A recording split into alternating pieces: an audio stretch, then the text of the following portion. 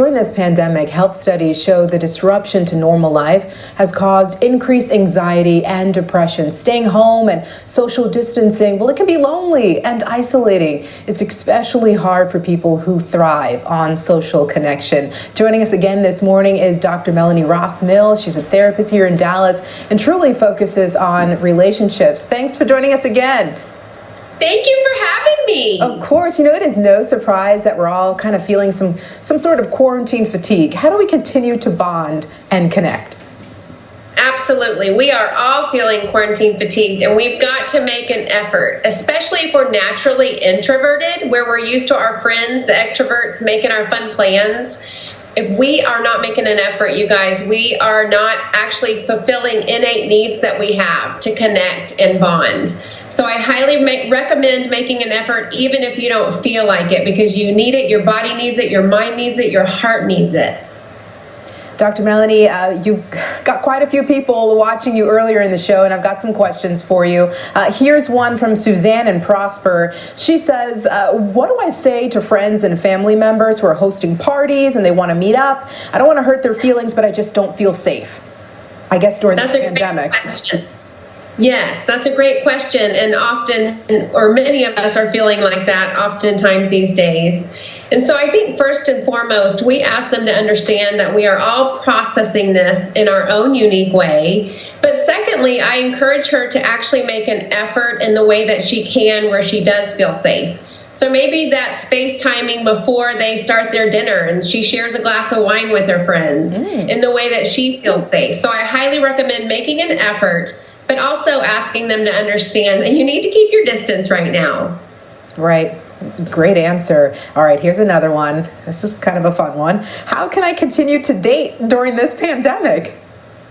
Oh, okay. This is the deal with dating during the pandemic. It actually could be a really good thing because you get to know people on a deeper level because you're not having all the distractions. So you're not faced with, okay, where are we going to go out to eat? What are we going to do? How am I going to handle that? What am I going to wear? You actually get to know people via virtually or the phone or FaceTime, where you're forced to communicate in ways that you might normally not be communicating, especially in the beginning.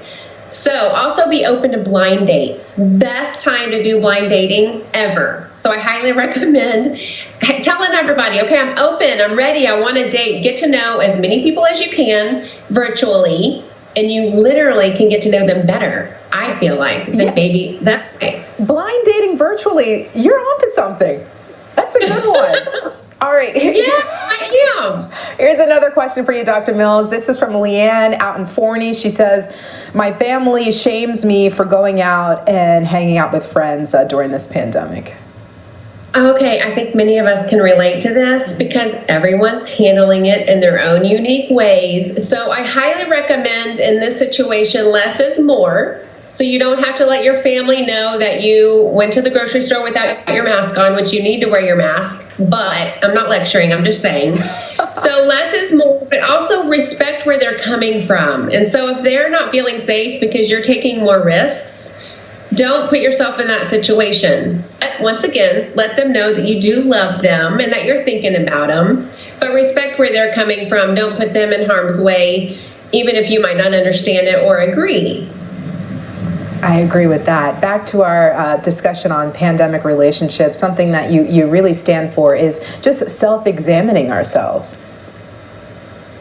Yes, so this is a great time to look at where we are personally because we have the time and we are at home and we have time hopefully to dig a little bit more than when we were busy going 90 to nothing 6 months ago.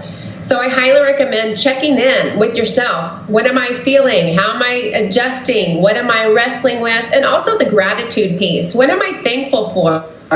Because of all the craziness and negativity that we sense every day when, no offense, turn on the news sometimes.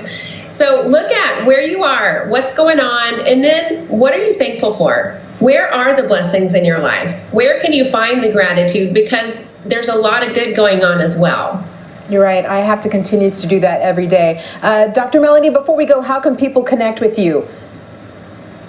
Oh, thank you for asking. I am at Dr. Melanie R. Mills on Instagram and Twitter, and I'm Melanie Ross Mills on Facebook and my website. Man, such a pleasure to have you this morning. I'm sure we'll see you again.